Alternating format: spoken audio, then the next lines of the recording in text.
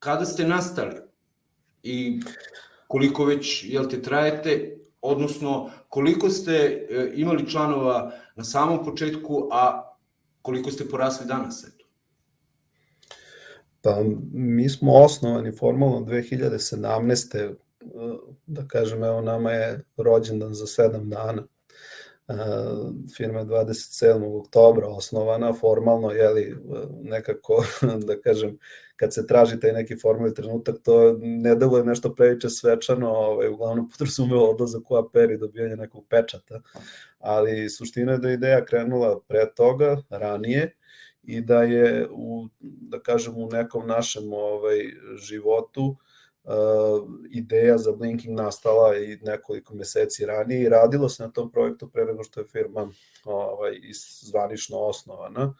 A ono što moram da napomenem je da je u startu firma brojala, sećam se kao juče, 9 ljudi. I to je čak možda i jako veliki broj za početak.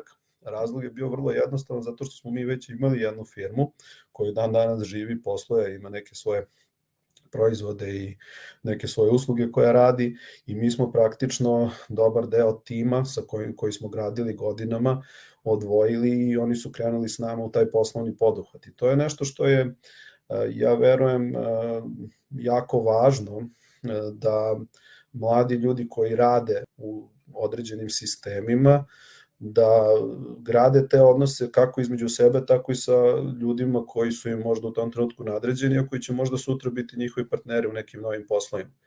Tako da je to jedan početak bio, tada nas je bilo 9, sada nas je 34 i firma onako značajno raste. Mi u jednom trenutku smo zapošljavali po 2 ljudi nedeljno.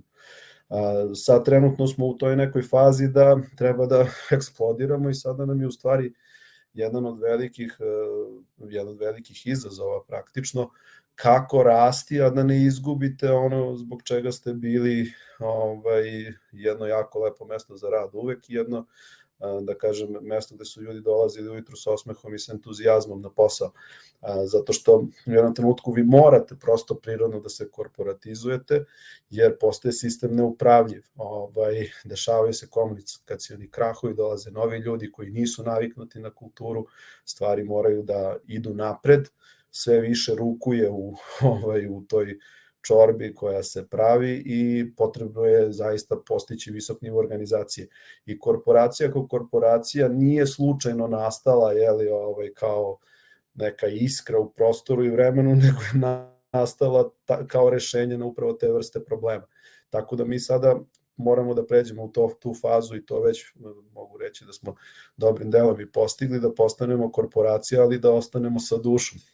I to je nešto što smatram ličnim izazovom kao direktora za operacije, smatram da je to upravo moj posao, da tu tranziciju sprovedem i da praktično se postaram da ona prođe bezbolno i da na kraju završimo tamo gde svi vidimo da treba da bude.